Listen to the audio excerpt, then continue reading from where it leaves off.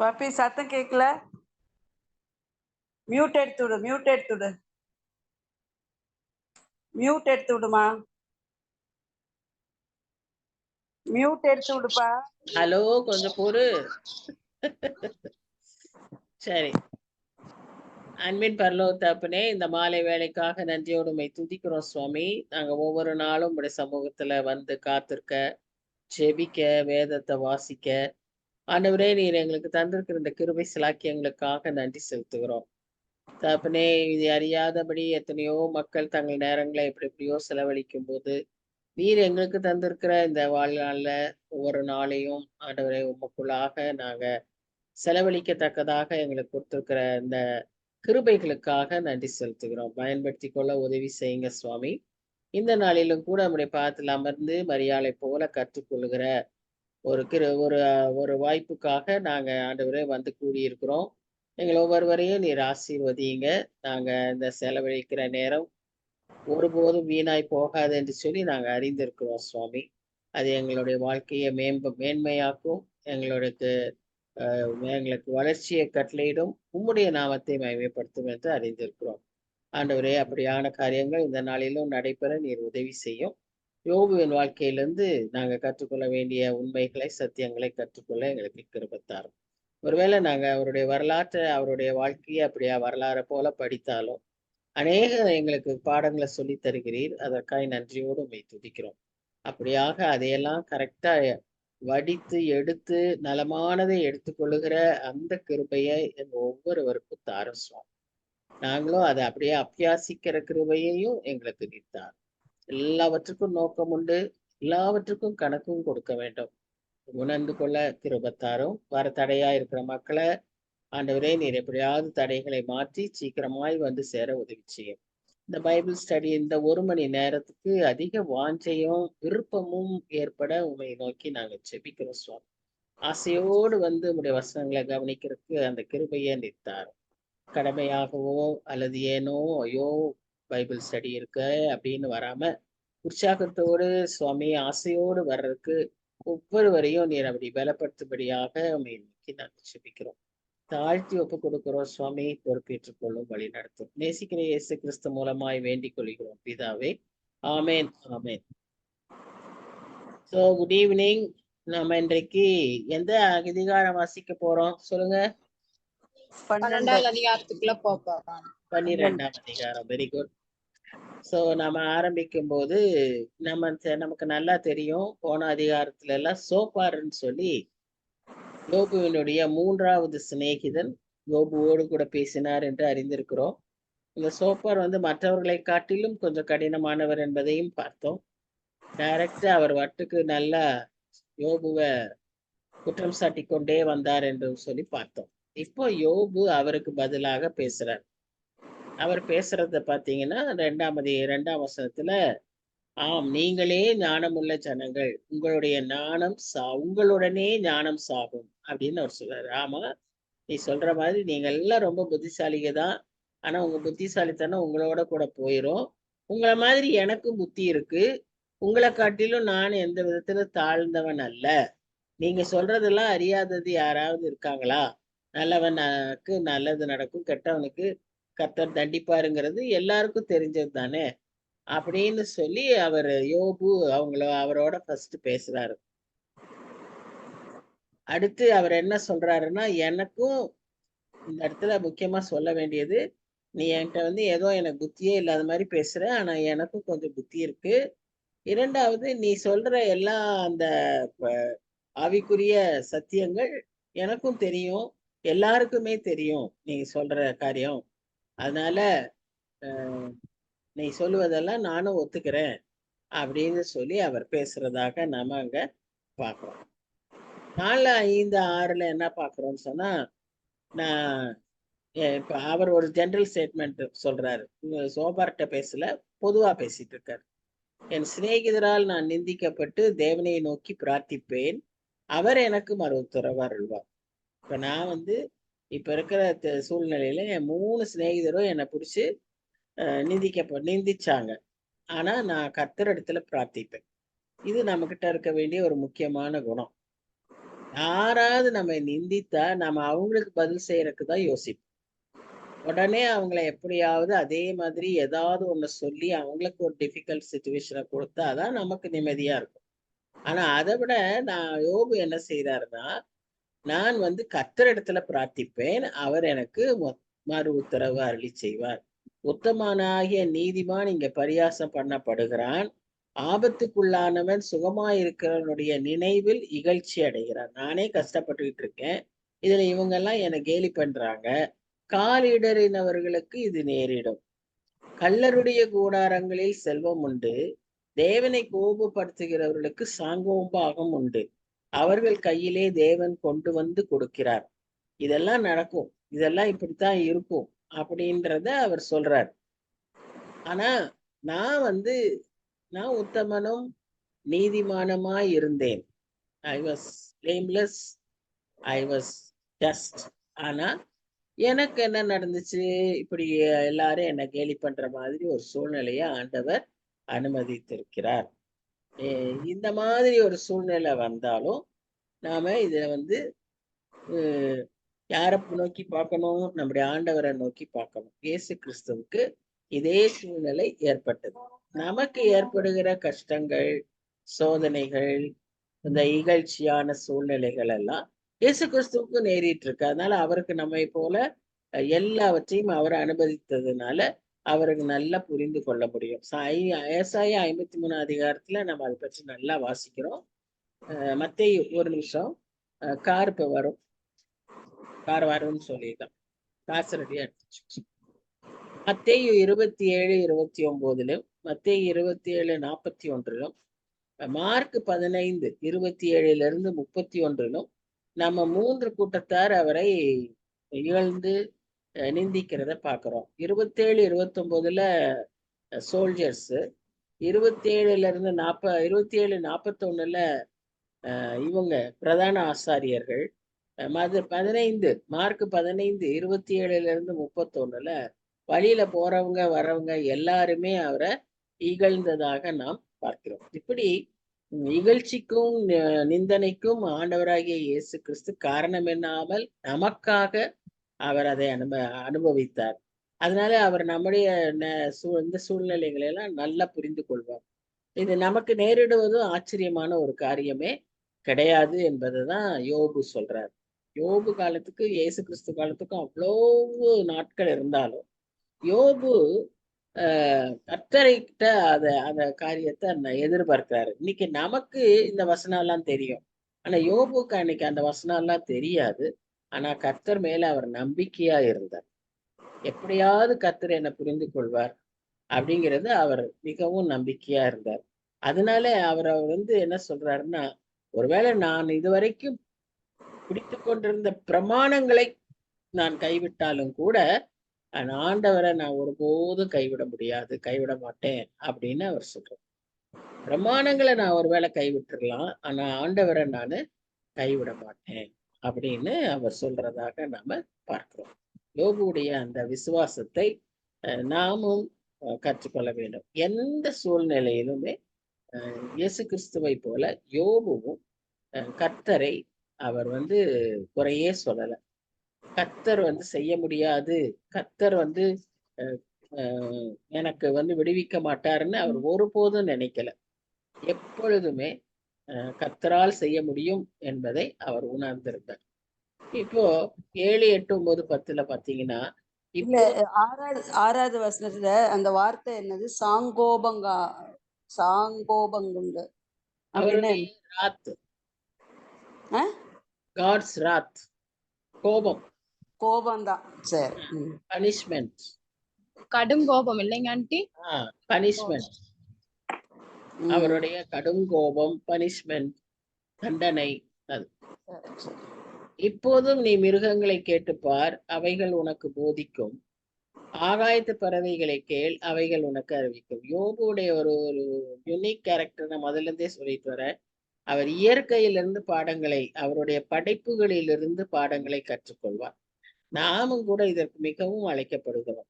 நம்ம வசனம் நமக்கு கையில இருக்கு, நமக்கு ஜெப நேரங்கள் இருக்கு, ஆனா இந்த இயற்கையை பார்க்கும்போது, அந்த இயற்கையை ரசிக்கும் போது அதன் மூலமாக நாம் வந்து ஆண்டவர் என்ன சொல்றாருன்றத அந்த சத்தத்தை கேட்கறதுக்கு நாம பழகிக் கொள்ளணும்.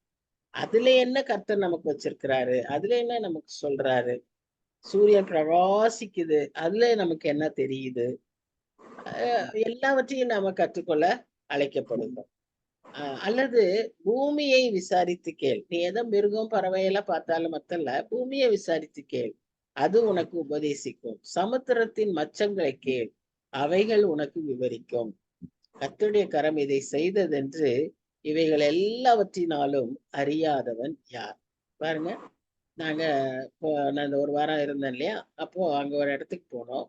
அந்த இடத்துல வந்து ஒரு பர்டிகுலர் பிளேஸ்ல ராத்திரி நேரத்துல பாத்தீங்கன்னா, அங்க தண்ணியில கால் வச்சோம்னாலோ, கை வச்சோம்னாலோ, அல்லது ஒரு குச்சி வச்சா கூட அப்படியே தண்ணி பூரா ப்ளூ கலர் ஆயிரும். பாருங்க, கர்த்தருடைய படைப்பு எப்படி இருக்குன்னு பாத்தீங்களா? அந்த பர்ட்டிகுலர் ஒரு இடத்துல மாத்திரம் அது ஒரு பேக் வாட்டர்ஸ். அதுல அந்த இடத்துல மாத்திரம் அந்த இடம் அவ்வளவு அப்படியே அழகா ப்ளூ கலரா மாறிடுது. அப்போ இதெல்லாம் கர்த்தருடைய படைப்பு தானே. இதெல்லாம் பார்க்கும்போது எவ்வளவு அழகா அதெல்லாம் செஞ்சிருக்கிறாருன்னு சொல்லிதான் கர்த்தரை மகிமைப்படுத்தும்படியாக நமக்கு உணர்வு தோன்ற வேண்டும்.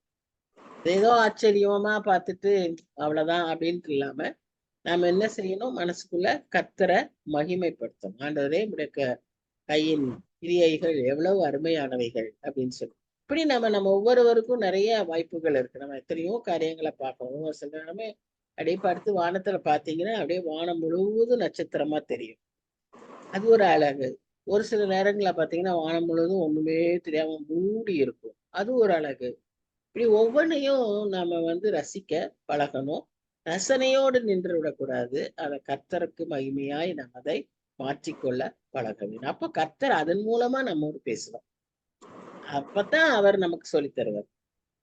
ஆராதிக்கும் போது கர்த்தர் நம்மோடு பேசுவார். அது மாதிரி அந்த அந்த நேரத்துலதான் கர்த்தர் நம்மோட சிருஷ்டிப்பின் மூலமாகவும் பேசுவார். 10ஆம் வசனத்துல பாத்தீங்கன்னா, சகல பிராணிகளின் ஜீவனும் மாம்சமான சகல மனுஷரின் ஆவியும் அவர் கையில் இருக்கிறது. பாருங்க, ஒரு பெரிய உண்மையா இந்த இடத்துல சொல்றாரு. மாம்சமான சகல மனுஷரின் ஆவியும் அவர் கையில் இருக்கிறது. அதனாலதான் பிரசங்கி சொல்றாரு 9ஆம் அதிகாரத்துல, ஆவியை விடாதிருக்க மனுஷனுக்கு அதிகாரம் இல்லை. அப்புறம் 146ஆம் சங்கீதம்னு நினைக்கிறேன். அந்த கடைசி சங்கீதங்கள்ல நம்ம வாசிக்கிற ஒரு இடத்துல, அவர் கையை திறக்க சகல ஜீவராசிகளும் வந்து அவரிடத்துல உட்கொள்ளும், அவர் கையை மூடிக்கொள்ள அவைகள் ஆவியெல்லாம் அவரிடத்தில் திரும்பி வந்துரும் அப்படின்னு சொல்லி நம்ம வாசிக்கிறோம். அந்த மாதிரி ஒரு வசனம் இருக்கு. சோ அந்த மாதிரி சகல மனுஷரின் ஆவியும் அவர் கையில் இருக்கு. அதனாலதான் நம்முடைய ஆண்டவராகிய இயேசு கிறிஸ்துவும் கூட தன்னுடைய ஆவியை அவர் பிதாவின் கையிலே ஒப்பு கொடுத்தார். சோ we find ஒரு பெரிய ஒரு ட்ரூத் அந்த இடத்துல சொல்றதுனால, மனுஷனா தான் உயிரை மாய்த்து கொள்றது, முடிச்சுக்கலான்னு நினைக்கிறது, இல்ல இப்படிதான் முடிஞ்சிருச்சுன்னு சொல்றது, இதெல்லாம் தப்பு. அதெல்லாம் ஒண்ணுமே முடியாது. நம்முடைய ஆவியை எப்போ அவர் எடுக்கணும்னு எல்லாத்துக்கும் அவர் திட்டம் வச்சிருக்காரு. அந்த திட்டத்துலதான் நம்ம செய்ய முடியும். ஒருவேளை டாக்டர்ஸ் உடைய பெரிய இதனாலதான் நமக்கு வந்து நம்ம மரணத்துல இருந்து தப்பிச்சிட்டோமா? இல்ல, நம்ம நேரம் வரல. ஆண்டவர் இன்னும் அதுக்காக ஒரு நேரம் வச்சிருக்காரு. So we have some more time to work for him. இதுதான் நம்மளுடைய ஆட்டிடியூடா இருக்கணும். ஸோ யோபு 12:3 இதை திரும்ப சொல்றாரு. அதனாலதான் அவர் சொல்றாரு, இதெல்லாம் வந்து சாதாரண மிருகங்க கூட இதையெல்லாம் தெரிஞ்சிருக்கும், இது என்ன நம்மகிட்ட நீங்க பெருசா பேசுறீங்க அப்படின்னு அவர் சொல்றாரு. நம்ம ஆண்டவருடைய வழிகளை நமக்கு பார்க்கணுமா, ஆண்டவருடைய வழி நடத்துதல், அவருடைய மகத்துவங்களை பார்க்கணும்னா நீ உன்னை சுத்தி பாரு போதும். அதுவே உனக்கு 1000 காரியங்களை சொல்லி கொடுக்கும். ஒரு சாதாரண மனுஷன், ஒருத்தர் மேசன்னு ஒரு பெரிய கமெண்டேட்டர், பைபிள் கமெண்டேட்டர், அவர் என்ன சொல்றாருன்னா, ஒரு நாய்க்கு கூட இதெல்லாம் தெரியும், ஒரு மனுஷனுக்கு இது தெரியாதா அப்படின்னு அவர் எழுதியிருக்காரு. ஸோ அந்த மாதிரி சுற்றி இருக்கிறதை பார்த்தாலே நமக்கு எல்லாம் தெரியும்னு நம்ம பார்க்கணும். 11:12 என்ன நம்ம வாசிக்கிறோம்னா, வாயானது போஜனத்தை ருசி பார்க்கிறது போல செவியானது வார்த்தைகளை சோதித்து பார்க்கிறது அல்லவா. முதியோரிடத்தில் ஞானமும் வயது சென்றவர்களிடத்தில் புத்தியும் இருக்குமே. இப்போ இது நமக்கு ரொம்ப முக்கியமான ஒரு காரியம். எப்படி நமக்கு நம்மளுடைய வாயுடைய டேஸ்ட் பாத்தீங்கன்னா இன்னைக்கு எவ்வளவு வித்தியாசமாயிடுச்சு பாத்தீங்களா. அடிப்படையா இருக்கக்கூடிய காரம், புளிப்பு, உப்புன்னுறது இல்லாம இன்னைக்கு எதேதோ டேஸ்ட்டுகள்லாம் நமக்கு தெரிஞ்சிருச்சு. நாங்க அன்னைக்கு ஒரு நாள் காலையில டிஃபன் சாப்பிட்டோம். வெறும் டிஃபன் தான், தோசை, இட்லி இப்படிதான் சாப்பிட்டோம். அது ஒரு கோயிலுக்கு போயிட்டு ஒரு ஹோட்டலுக்கு, வசந்த பவன் ஒரு ஹோட்டல்ல போய் சாப்பிட்டு வெளியே வரோம். எங்க பேரன் வெளியே நான் அங்க நின்றுட்டு இருக்கேன். அவன் என் பக்கத்துல நின்றுட்டு சொல்றான், ஜிஜி, என்னை ஜிஜின்னு தான் கூப்பிடுவான். ஜிஜி சாப்பா யம்மி இல்லை அப்படிங்கிறான். சாப்பான்னா சாப்பாடு, யம்மி இல்லைன்னா ரொம்ப சூப்பரா இருக்குல்லன்னு சொல்றான்.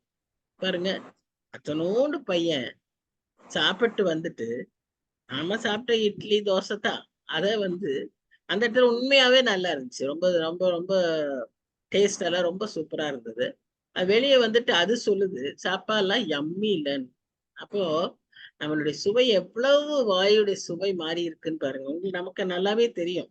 என்னென்னமோ நம்ம விதவிதமா குக் பண்றோம். இந்த யூடியூப்ல பாத்தீங்கன்னா பாதி யூடியூப் எதுல இருக்கு, என்ன இருக்குன்னா சமையல்ல தான் இருக்கு. சமையல டெய்லி எதோ சொல்றாங்க.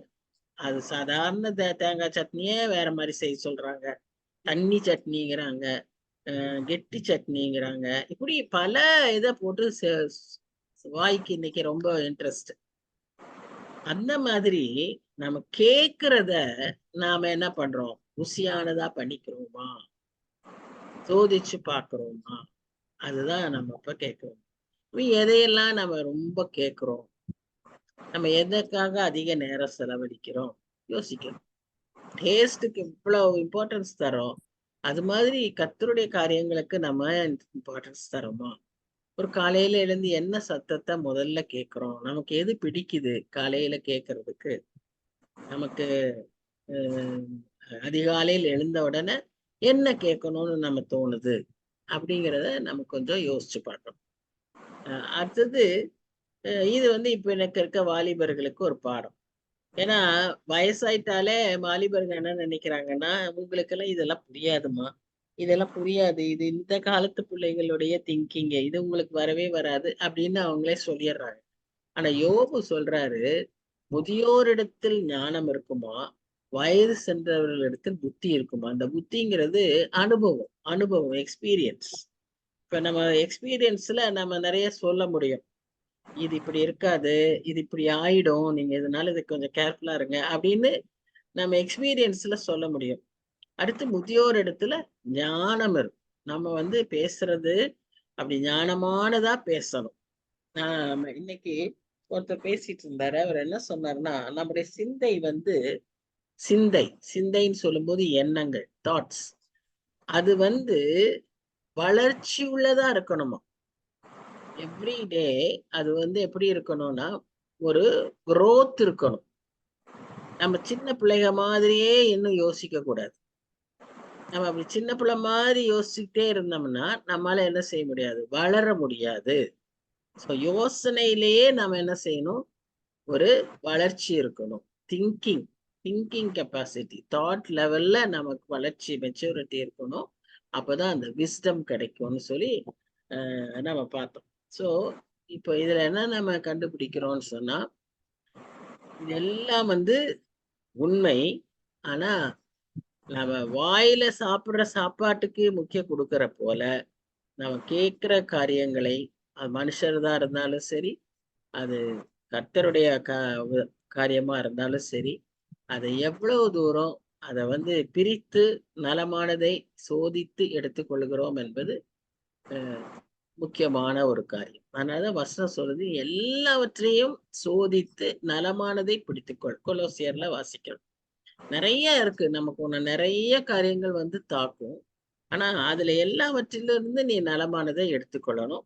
அதே போல வயதானவர்களுக்கு நாம முக்கியத்துவம் கொடுக்கணும். ஏன்னா அவங்கள்ட்ட இருந்துதான் அவங்களுக்கு நிறைய ஞானமும் புத்தியும் உண்டுன்னு சொல்லி பார்க்கணும். அப்போ வயசானவங்களுக்கே இப்படி இருக்கும்போது இந்த அடுத்த கேள்வி என்னன்னா, அவரிடத்தில் ஞானமும் வல்லமையும் எத்தனை அதிகமா இருக்கும்? ஏன்னா நமக்கு நல்லா தெரியும், ஞானத்துக்கும் புத்திக்கும் ஊற்று அவர்தான். அவரிடத்திலிருந்து தான் நமக்கு அது வருது. அப்போ அவரிடத்துல எவ்வளவு அதிகமா இருக்கும், அது எவ்வளவு எவ்வளவு இருக்கும். அவருக்குத்தான் ஆலோசனையும் புத்தியும் உண்டு. இதோ அவர் இடித்தால் கட்ட முடியாது, அவர் மனுஷனை அடைத்தால் விடுவிக்க முடியாது. நம்ம அதுதான் இன்னொரு விதமா சொல்வோம். கர்த்தர் அடைத்தா திறக்க முடியாது, கர்த்தர் பூட்டினா திறக்க முடியாது, கர்த்தர் திறந்தா பூட்ட முடியாதுன்னு சொல்றோம். அதே வசனத்தை தான் இங்க வேற மாதிரி அவர் சொல்றாரு. அவர் இடிச்சா கட்ட முடியாது, மனுஷனை அடைச்சா விடுவிக்க முடியாது. இதோ அவர் தண்ணீர்களை அடக்கினால் எல்லாம் உலர்ந்து போம், அவர் அவைகளை வரவிட்டால் பூமியை கீழது மேலதாக்கும். அதாவது தலைகீழ ஆக்கிறோம், பூமியை கீழது மேலதாக்கும். அவரிடத்தில் பலனும் ஞானமும் உண்டு, மோசம் போகிறவனும் மோசம் போக்குகிறவனும் அவர் கையின் கீழ் இருக்கிறார்கள். God is sovereign, சர்வ வல்லவர். அவருக்கு கீழே தான் எல்லாம். அவர் தான் ஆளுகை செய்கிறவர். இன்னைக்கு நீங்க எலெக்ஷனுக்காக நம்ம ஜெபித்தா கூட அதுலயும் நம்ம பாக்குற காரியங்கள் இந்த யோபு 34ஆம் அதிகாரத்துல 21 இருந்து 30 வசனங்களை நீங்க வாசிச்சு பார்த்தீங்கன்னா அதுலயும் அவர் இன்னைக்கு இருக்கிற எலெக்ஷனை யோசிச்சுட்டு நீங்க அதை பாருங்க. அப்ப அந்த வசனங்கள்லாம் அப்படியே அது நமக்கு ஏற்றதா இருக்கும். அப்போ அந்த மாதிரி அவரால முடியாதது ஒன்றுமே இல்லை. அவர் ஒருத்தருடைய முடிவை மாற்றுகிறார், ராவோட ராவா மாத்துறாரு, என்ன சொல்றது, பலவான வந்து கீழே தள்ளுறாரு. இந்த மாதிரி காரியங்களை எல்லாம் நாம பாக்குறோம். ஏன்னா அவரிடம் தான், அவர் தான் சர்வ லோக அதிபதி, அவர்கிட்ட தான் எல்லாம் இருக்குன்னு சொல்லி நம்ம ஏன் இவ்வளவெல்லாம் சொல்றாருன்னா, அந்த ஜோப்பார் வந்து யோபுவ பைத்தியக்கார மாதிரி அவர் சொல்றாரு. போன இதுல நம்ம பார்த்தோம் இல்லையா, ரொம்ப மோசமா திட்டுறாரு. அதனாலதான் யோபு இவ்வளவு தூரம் அவர் அதை பேசுறாரு. அறிவும் ஞானமும் கர்த்தரிடத்துல இருக்குது, அது நமக்கு அவர் தந்திருக்காருன்னு சொல்லி அவர் முக்கியமா அவர் சொல்றாரு.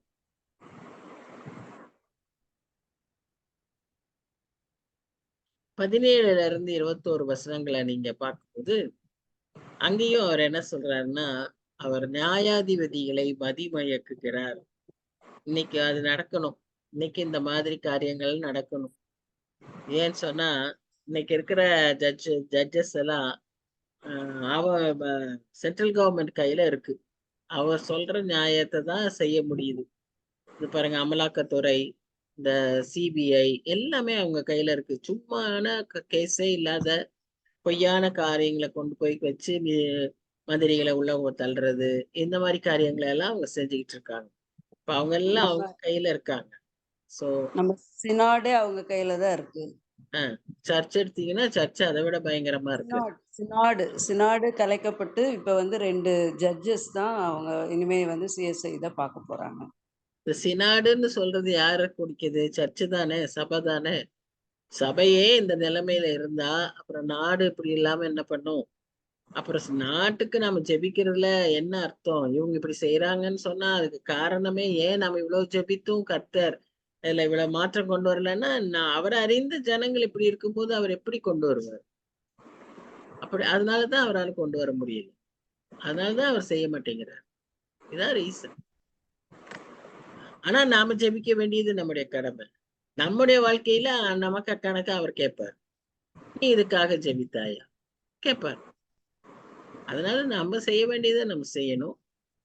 But this is the result, this is the reason. அவர் ராஜாக்களுடைய கட்டுகளை அவிழ்த்து அவர்கள் இடுப்புகளை கச்சை கட்டுகிறார். அதாவது இவங்களுடைய பெருமை, இவங்களுடைய அதிகாரங்கள், அவைகளை எல்லாம் கர்த்தரால மாற்ற முடியும், கர்த்தர் செய்ய முடியும். அவர்கள் இப்ப நீங்க வந்து தானியல் புஸ்தகத்துல அந்த பெல்ஷஸ்தார், தரியு ராஜாவுக்கு அப்புறம் வந்தவர், அவர் வந்து அந்த இரவுல வந்து பார்ட்டி வச்சு எல்லாம் குடிச்சுக்கிட்டு இருப்பாங்க. அப்போ அங்க சுவர்ல ஒரு கை எழுதும், மேனே மேனே தெக்கல் உபாசின் அப்படின்னு எழுதும். அந்த கை உறுப்பு எழுதுறத பார்த்த உடனேயே இவருடைய கால்கள் எல்லாம் முழங்கால்கள் எல்லாம் பலனற்று போய் ஒன்றோடு ஒன்று மோதிக்கொண்டன, இடுப்பு கச்சை கலந்துருச்சுன்னு சொல்றோம். அது ஒரு சிம்பல், அது ஒரு அடையாளம். பயத்தினால அப்படியே ஒரு ஒரு அதிர்வுனால அந்த இடுப்பு கச்சையெல்லாம் அவிழ்ந்து போகிற ஒரு நிலைமை. இங்க அந்த மாதிரி ஒரு சூழ்நிலைகள் இங்கேயும் ஏற்படும் என்று சொல்லி நாம பாக்குறோம். பாருங்க, ராஜாக்களுடைய கட்டுகளை அவிழ்த்து அவர்கள் இடுப்புகளை கச்சை கட்டுகிறார். அவர் மந்திரிகளை சிறைபிடித்து கொண்டு போய் பலவான்களை கவிழ்த்து போடுகிறார். சுவாமி, இதெல்லாம் செய்யுங்க, எங்க நாட்டுல செய்யுங்க. ஏன்னா யாராலையும் ஒண்ணுமே செய்ய முடியாதுன்னு அவங்க நினைச்சுக்கிட்டு இருக்காங்க. மக்களால எதுவுமே அவங்களுக்கு செய்ய முடியல, வேற எதிர் கட்சியும் இல்லை, யாருமே இல்லை. ஆனா நீர் செய்ய முடியும், இந்த வசனத்தின்படி நீர் செய்யும் அப்படின்னு நாம ஜெபிக்கணும். அவர் நம்பிக்கை உள்ளவர்களுடைய வாக்கை விலக்கி முதிர் வயதுள்ளவர்களின் ஆலோசனையை வாங்கி போடுகிறார். அவர் பிரபுக்களின் மேல் இகழ்ச்சி வர பண்ணுகிறார். பலவான்களின் கச்சையை தளர்ந்து போக பண்ணுகிறார். சோ அவங்களுக்கு எல்லாம் ஒரு பயம் வருது. ஒரு பயம் அதனால அவங்க என்ன பண்றாங்க, தளர்ந்து போகிறாங்க அப்படின்னு சொல்லி நாம பார்ப்போம். இப்போ கர்த்தர் எதிலெல்லாம் அவருடைய பவர், அவருடைய வல்லமையை காட்டுறாருன்னு சொல்லி பார்த்தீங்கன்னா, முதலாவது மனுஷரின் மேல அவர் வல்லமையை காட்டுறார். அவர் மனுஷரை சிறைப்பிடிக்க முடியும், மனுஷரை கட்டி போட முடியும். ஸோ முதலாவது அதுல. அடுத்தது அவர்களுடைய மைண்ட், அவருடைய அந்த வல்லமை அவர்களுடைய மைண்டை என்ன செய்யும், ஆட்கொள்ள முடியும். அதாவது ஏமாற்றுகிறவர்களும் சரி, ஏமாந்து போறவர்களும் சரி, இருவருடைய எண்ணங்களும் அவர்களுடைய திட்டங்கள் அவர்களுடைய யுக்திகள் எல்லாவற்றையும் அவருடைய வல்லமை ஆட்கொள்ள முடியும். இந்த வசனங்கள்லாம் தான் நமக்கு ஜெபத்துக்கு உதவியா இருக்கும். இப்படி ஆலோசனை செய்து கொண்டிருக்கிற, சதி திட்டம் போடுகிற இந்த மக்களை எல்லாம் ஆண்டவரே நீர் உங்களுடைய வல்லமை தடுத்தாண்டு கொள்ள ஜெபிக்கிறோம் அப்படின்றோம் இல்லையா? இப்படிதான். அதே போல அவர்களுடைய பெரிய ஞானிகள், அவர்களுக்கு ஆலோசனை சொல்றவங்க, அவர்களுக்கு சதி திட்டங்களை உருவாக்குகிறவங்க, அவர்களுக்கு நீதியை நியாயத்தை புரட்டுகிறவர்கள், இவர்களுடைய எண்ணங்களை எல்லாம், இவர்களுடைய ஞானத்தின் மேலே எல்லாம் உம்முடைய வல்லமை விளங்கணும் சுவாமி, உம்முடைய நியாயமான வல்லமை விளங்கணும். எங்களுடைய எல்லா அநீதியான காரியங்களையும், அநீதியான ஆலோசனைகளையும், நாட்டையே கொள்ளையடிக்கிற இவர்களுடைய சதி திட்டங்களையும், இவர்களுடைய நியாயாதிபதிகள், அவங்க ஜட்ஜஸை வச்சுட்டு சட்டங்களை போடுறாங்க, அந்த மாதிரி இருக்கிற அந்த நியாயாதிபதிகளையும் ஆண்டவரே உடைய வல்லமை ஆட்கொள்ள ஜெபிக்கிறோம். அடுத்தது, அதனாலதான் ராஜாக்களையும் மந்திரிகளுக்கும் பலவான்களையும் அவர் என்ன செய்யறாரு, இடுப்பு கச்சையை தளர பண்ணுகிறார், அவங்களுடைய பலத்தை முறிக்கிறார்.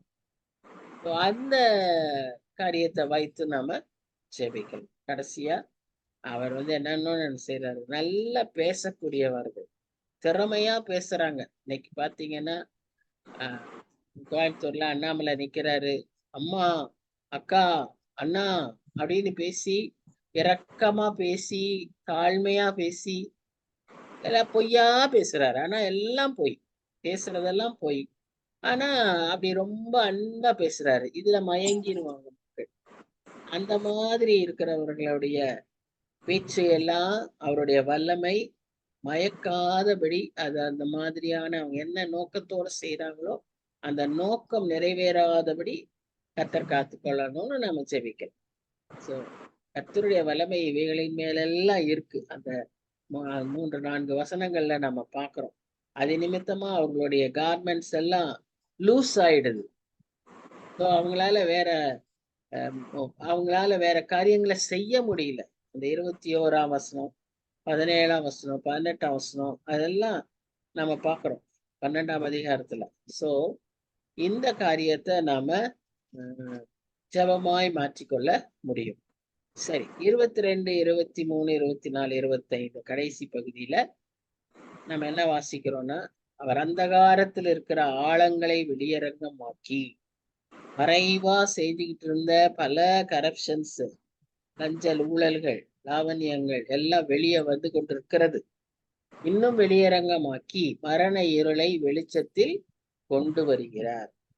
பாருங்க, ஐயோ, நம்மளுடைய புத்தகத்துல வேதத்தின் வசனங்கள் எக்காலத்துக்கும் பொருந்தும். இது யோபுவை பத்தி எழுதினது, எல்லாருக்கும் முன்பாக எழுதின வசனம். ஆபிரகாமுக்கெல்லாம் முன்னால நோவா காலகட்டத்துக்கு முன்பாக இருந்த மனுஷன்னு சொல்லி சொல்றாங்க. அவர் பேசுறாரு. ஆனா அது இன்னைக்கு எக்ஸாக்டா நம்முடைய காலகட்டத்தில் நடக்கிற காரியங்களுக்கு ஒத்து வருதா இல்லையா? இதுதான் நம்முடைய வசனத்தின் மேன்மை.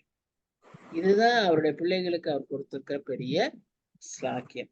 இப்படியாய் நாம அதை என்ன செய்யணும்? பயன்படுத்தணும்.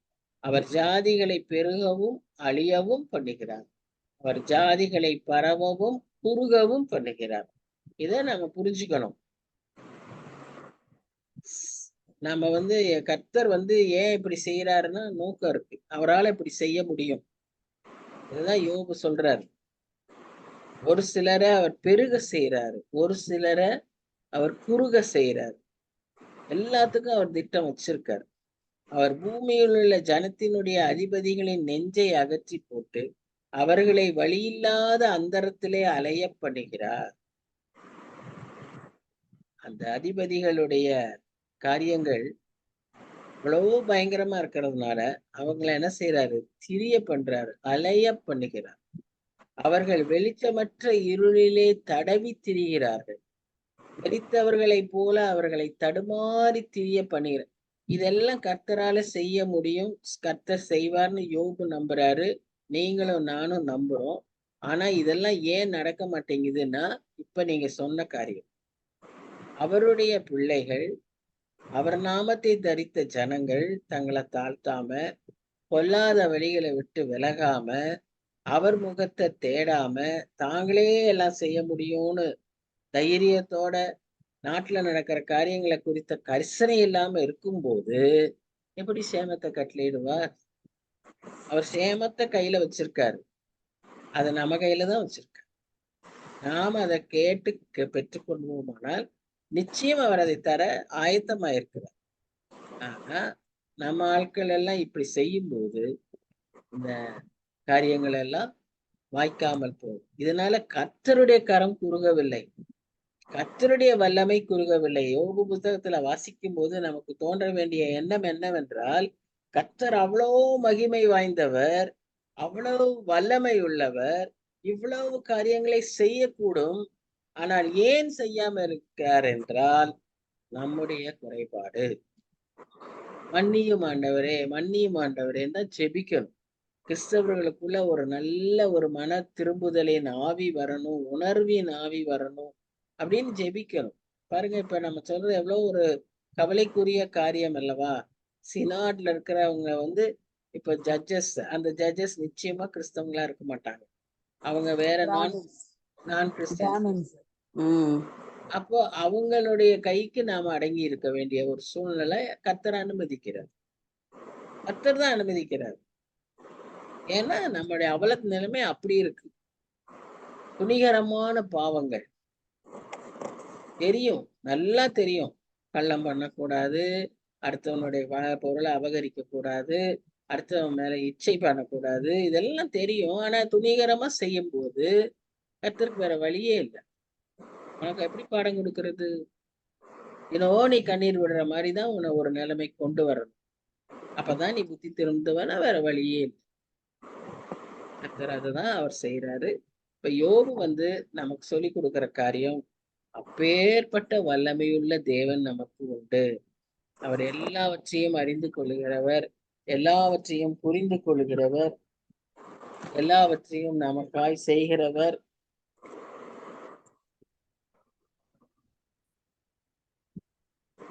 அப்படின்னு நாம பார்க்கணும். ஆனா அதே சமயத்துல நாம அவருடைய இதற்கு ஏற்ற விதமாய் நாம் நடக்க அழைக்கப்படுகிறோம். அதாவது இந்த இடத்துல என்ன வாசிக்கிறோம் பாருங்க. ஒரு மனுஷனை கர்த்தர் எப்படியெல்லாம் செய்ய முடியும்னா, ஒரு குடிகாரன் தன் வழியில அப்படியே அலைந்து திரிந்து விழுந்து அவமானப்பட்டு உடையெல்லாம் மாறி கீழே விழுந்து கிடக்கானோ, பாப்பமில்ல சில சமயங்கள்ல ரோட்ல எல்லாம் பாக்குறோம் பாருங்க. அந்த அளவுக்கு கேவலமான நிலைமைக்கு நம்மை செல்ல அனுமதிப்பார். இதுதான் நம்ம தெரிந்து கொள்ள வேண்டிய ஒரு முக்கியமான கருத்து. இந்த மாதிரி அவர் செய்யும் போது அப்படியே இருளுல தடவிக்கிட்டு போகிறவர்களை போல நாம போவோம் அப்படின்னு நாம பார்க்கிறோம். ஒரு வழி இல்லாத இடத்துல வனாந்திரத்துல அப்படியே நம்ம போகிற மாதிரியான ஒரு சூழ்நிலையில நாம் போகிறவர்களா இருப்போம். இந்த நிலைமையெல்லாம் நமக்கு வராம ஆண்டவரே கிருபையா இறங்கும் சுவாமி, எங்க நாட்டுக்காக இறங்கும். நம்ம அறிந்த எங்க கிறிஸ்தவ ஜனத்துக்காக, சமுதாயத்துக்காக, நம்ம எலெக்ஷனுக்காக நிறைய காரியங்களை ஜெபிக்கும் போது ஒவ்வொரு நாளும் அதிகமாய் நாம் ஜெபிக்க வேண்டியது யாருக்காகனா, அவர் அறிந்த ஜனங்களாகிய கிறிஸ்தவர்களுக்காக நாம் ஜெபிக்கணும். நாட்டுக்கு சேமத்தை நம்ம கையில தான் வச்சிருக்காரு. ஏன்னா அவர் போட்டிருக்காரு தெளிவா வசனம் என்ன சொல்லுது, என் நாமம் தரிக்கப்பட்ட என் ஜனங்கள். அப்போ நாம இதை சரியா செய்யலன்னா அப்ப நம்ம கேட்கறது பிரயோஜனமே இல்லை, எதையும் சாதிக்க முடியாது. நம்ம நம்ம கிறிஸ்தவங்க சரியாகும், அதற்காக நாம அதிகமாய் செபிக்கணும். அவேர்னஸ் வேணும், தெளிவான புத்தி வேணும். இந்த கட்சி இப்படி செய்யுது, இவங்க மறைவா இதெல்லாம் திருட்டுத்தனம் பண்றாங்க, தானே இது ஒரு பக்கத்துல இருந்தாலும் அடுத்த பக்கம் ரொம்ப முக்கியமானது என்னன்னு சொன்னா, இதுதான் அந்த ரகசிய கீ.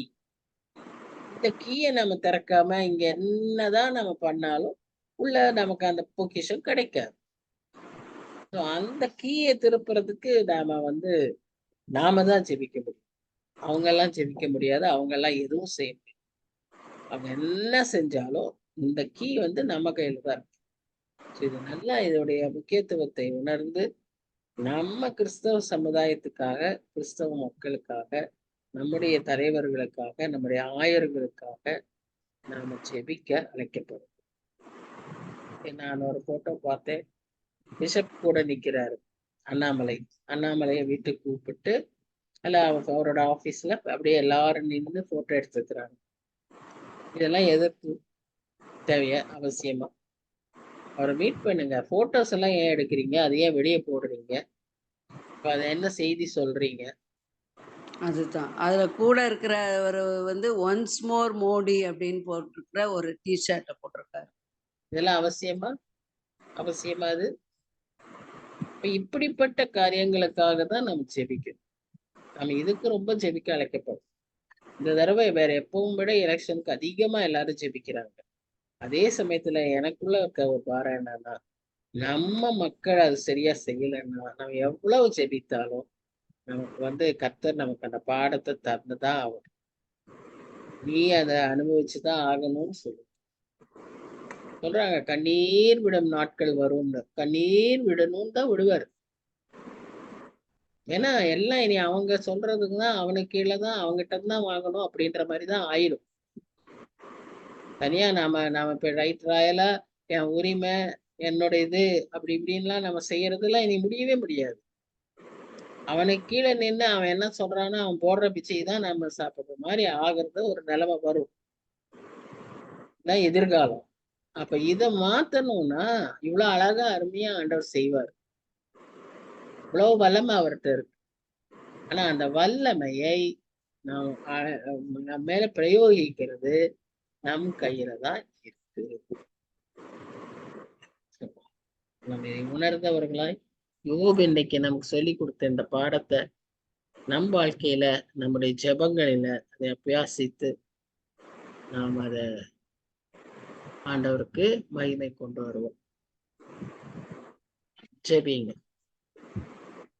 யாராவது ஒருத்தர் தான் ஜெபி.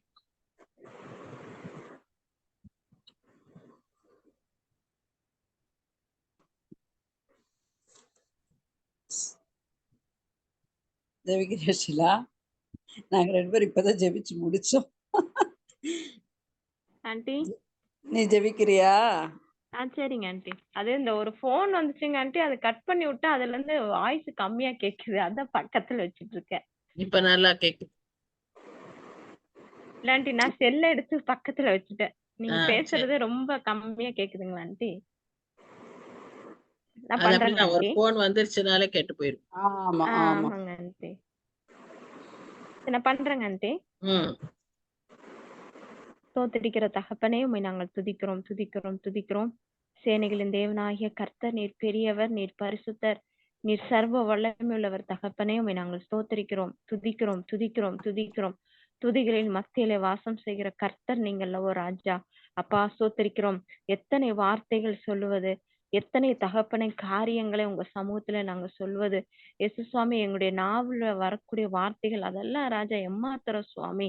அப்பா, உம்முடைய வேதத்துல மறைந்திருக்கிற ஒவ்வொரு வார்த்தைகளும் இயேசப்பா ஸ்தோத்திரிக்கிறோம், எவ்வளவு வல்லமை உள்ளது. அப்பா ஸ்தோத்திரிக்கிறோம். அந்த வார்த்தைக்கு பின்பாக இருக்கக்கூடிய ஆவிக்குரிய அர்த்தங்கள் ஒவ்வொன்றும் எவ்வளவு பயங்கரமான காரியத்தை இந்த நாளிலே எங்களுக்கு உணர்த்தி இருக்கிறது. இயேசப்பா, உம்முடைய பேர் அறிவினால நீங்க அந்த அண்டத்தை உண்டாக்கி உருவாக்கி வைத்திருக்கிற கர்த்தருக்கு இயேசப்பா ஸ்தோத்திரிக்கிறோம். நாங்கள் என்ன செபிக்க போறோம், எதற்காக செபிக்க போறோம், எதை குறித்ததான சிந்தனை இன்னைக்கு எங்களுக்குள்ளாக ஓடிக்கொண்டிருக்கிறது, எல்லாமே ராஜா நீங்க முன்கூட்டி அறிந்திருக்கிற தேவன் இயேசு சுவாமி. இயேசப்பா, இந்த நாளிலே நாங்கள் கற்றுக்கொண்ட பாடங்கள் இயேசு சுவாமி. இயேசப்பா, நாங்க யோபை குறித்து நாங்கள் இந்த நாளிலே பார்த்து கொண்டிருக்கிறோம். ஆனா இன்றைக்கு நடக்கிற இந்த சூழ்நிலைகள் எல்லாவற்றையும் கர்த்தர் இந்த வார்த்தையின் மூலியமாக எங்களுக்கு நீங்க உணர்த்தி இருக்கிறீங்களே சுவாமி. அப்பா, அதோ ராஜா ஆண்டி சொன்னது போல அப்பா, எல்லா காலகட்டங்களிலும் எல்லா சூழ்நிலைகளிலும் உம்முடைய சத்தியமுள்ள வார்த்தைகள் பேசும், அந்த காரியத்தை செய்யும் ராஜா. அதுதான் ஜீவனுள்ள வார்த்தை, அதுதான் உண்மையுள்ள வார்த்தை சுவாமி. என் தேவனுடைய வார்த்தைகள் ஒரு நாளும் கூட மாறவே மாறாது. 2000 ஆண்டுகளாக உங்க வார்த்தைகள் இன்றைக்கும் அது அப்படியே நடைபெற்று கொண்டிருக்கிறது சுவாமி. எல்லா சூழ்நிலையிலும் உடைய வார்த்தைகள் இன்னைக்கு அப்பா சோத்திரிக்கிறோம் பயன்படுத்தி கொண்டிருக்கிறது சுவாமி. ஏசப்பா, இன்னைக்கு நாங்க செபிக்கிறோம் இந்த எலெக்ஷனுக்காக அதிகமா. இன்னைக்கு ஒவ்வொருவரும் செபிக்கிறோம் இயேசு சுவாமி. அதுதான் நாங்க மீண்டும் மீண்டும் செபிக்கிறது போல. இயேசு சுவாமி, எங்க கிட்ட இருக்கிற காரியங்கள் என்ன அப்பா, கிறிஸ்துவத்துக்குள்ள இருக்கக்கூடிய காரியங்கள் என்ன? இன்னைக்கு நான் ஒரு விசுவாசின்னு சொல்றதை காட்டிலும், இன்னைக்கு நான் ஒரு கிறிஸ்தவன் என்று சொல்வதை காட்டிலும், இன்றைக்கு ஒவ்வொரு தனி மனிதனுடைய வாழ்க்கையிலும் அவனுடைய அந்தரங்க காரியங்கள் இன்னைக்கு எப்படி இருக்கிறது, அவன் யாராக இருந்தாலும் சரி, கிறிஸ்தவனாக இருந்தாலும் சரி, இல்ல மற்ற ஜாதியாக இருந்தாலும் சரி, தனி மனிதனுடைய வாழ்க்கையில இன்னைக்கு என்ன காரியம் நடக்கிறது, அவனுடைய உள்ளான இருதயத்துல இன்னைக்கு அவன் என்ன யோசித்து கொண்டிருக்கிறான் சுவாமி. பல காரியங்களை நாங்க இன்னைக்கு பார்க்கிறோம். சில காரியங்கள்ல எங்களுக்கு தெரிவதில்லை, ஆழமான காரியங்கள் எல்லாம் எங்களுக்கு மறைக்கப்பட்டிருக்கிறது எங்களுக்கு தெரிவதில்லை சுவாமி. இன்னும் எத்தனை காரியங்களை நீங்க அந்தரங்கத்துல பார்க்கிற தேவன் அல்லவா ராஜா. எவ்வளவு காரியங்களை இன்னைக்கு நீங்க பார்த்துட்டு இருக்கிறீங்க சுவாமி. எசப்பா, இதெல்லாம் எங்க இருதயத்துக்குள்ள அப்பா ஒரு அடிச்சோடா பதிஞ்சு எனக்கு இன்னைக்கு அது பதியப்பட்டிருக்கிறது சுவாமி. எசப்பா சோத்திரிக்கிற தகப்பனே, நாங்கள் செபிக்கிற ஜெபங்கள்லாம் எம்மாத்திரம் சுவாமி, ஒன்றுமில்ல சுவாமி, ஒன்றுமே இல்லை. இன்னும் எங்களுக்கு அந்த பாரத்தை கொடுங்க, இன்னும் எங்களுக்கு அந்த ஞானத்தை எங்களுக்கு நீங்க கொடுங்க இயேசு சுவாமி. தகப்பனே அப்பா, உமக்கு நன்றி. இந்த வேலையில நாங்க தயவா கேட்கிறோம், எங்களுக்கு அந்த ஞானத்தை கொடுங்க சுவாமி. ஜெபிக்கக்கூடிய ஞானத்தை எங்களுக்கு கொடுங்க, வார்த்தைகளை எங்களுக்கு கொடுங்க. இந்த யோபு புஸ்தகத்துல நாங்கள் கற்றுக்கொண்டு வருகிற காரியங்கள் வார்த்தைகள், அந்த வார்த்தைகள்ல எவ்வளவு வல்லமை உண்டு சுவாமி. நீங்க சொன்னா போதும் சுவாமி, நீங்க சொல்லுகிற ஒவ்வொன்றுக்கும் அப்பா, நீர் படைத்த ஒவ்வொன்றும் அப்படியே கீழ்ப்படுகிறது இல்ல ராஜா. வார்த்தை வார்த்தை அவ்வளவு வல்லமை உள்ளது, அவ்வளவு ஜீவன் உள்ளது சுவாமி வார்த்தைக்கு ராஜா.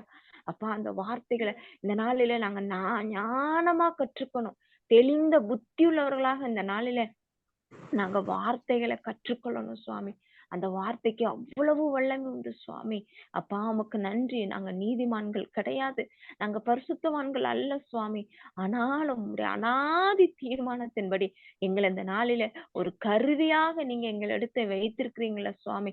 அந்த அழைப்புக்கு நாங்கள் உண்மை உள்ள பாத்திரமாக நாங்க இருக்கணும். கொஞ்சத்துல கொஞ்சம் நாங்க உண்மையுள்ளவர்களாக இருக்கணும்னு தான் இயேசு சுவாமி நாங்க இந்த நாளில விசுவாசிக்கிறோம் சுவாமி. தயவாய் கெஞ்சி கேட்கிறோம். கர்த்தர் வருகிற நாட்களில உங்களால செய்யக்கூடாத காரியங்கள் இந்த பூமியில ஒன்றுமே இல்ல டாடி. எல்லாவற்றையும் கர்த்தர் நாங்க இன்னைக்கு ஜெபிக்கிறோம். ஆனா நீங்க முன்கூட்டியே எந்த நேரத்துல யாரை கொண்டு எதை செய்யணும் எல்லாவற்றையும் நீங்க எழுதி வைத்து வச்சுட்டீங்க சுவாமி. அப்பா நாங்க அதை வெயிட் பண்ணி இது ரிசல்ட் எப்படி இருக்கும், இதனுடைய காரியங்கள் எப்படி இருக்கும் அப்படிங்கறதுல நாங்க தான் வெயிட் பண்ணி ஒவ்வொன்னா பார்க்கணும். ஆனா கர்த்தர் எல்லாவற்றையும் ஆதியிலே நீங்க முன்குறித்து எழுதி வைத்த கர்த்தர் நீர் அல்லவோ ராஜா. எஸ் சுவாமி கிருபையாய் கெஞ்சி கேட்கிறோம். ஞானம் வேணும். ஜெபிக்கிறதுல பேசுகிறதுல எங்களுக்கு ஞானத்தை நீங்க எங்களுக்கு கற்றுக் கொடுங்க எஸ் சுவாமி. அதை நாங்க தாழ்மையோடு நாங்க கற்றுக்கொள்வதற்கு கர்த்தர் எங்களுக்கு அதுக்கும் நீங்க கிருபை தான் தரணும். எங்க சுயத்தினாலேயோ இல்ல எங்களுடைய மாம்ச சிந்தனையாலேயோ அது ஒண்ணுமே முடியாது. அப்பா நீங்க நினைச்சா மட்டும்தான் அந்த காரியத்தை எங்களுக்குள்ளாக விதைக்க முடியும். அதை அறுவடை செய்ய முடியும். எஸ் சுவாமி அதை 30, 60, 100மாக எங்களை நாங்களே தகப்பனே அப்பா வளர்ச்சி அடைய செய்ய முடியும். அதை பெருக பண்ண முடியும். ஆவியானவரே எங்களுக்கு அதற்கேற்ற பலனை தாங்க. ஆவியானுடைய ஆளுகை இந்த நாளில எங்களுக்கு நிறைய வேணும். எங்களுக்கு எங்களுடைய நல்ல பயிற்சியாளரை தான் இன்னைக்கு நீங்க இருக்கீங்க. இந்த வார்த்தைகளை இன்னைக்கு எங்களுக்கு கற்றுக் கொடுத்திருக்கீங்களே சுவாமி. நன்றி, கோடி நன்றி. நன்றி ராஜா.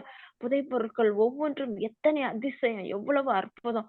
அப்பா ஸ்தோத்திரிக்கிறோம். கர்த்தர் நல்லவர் என்பதை ருசித்து பாருங்கள் என்று வேதவசனம் சொல்லுது.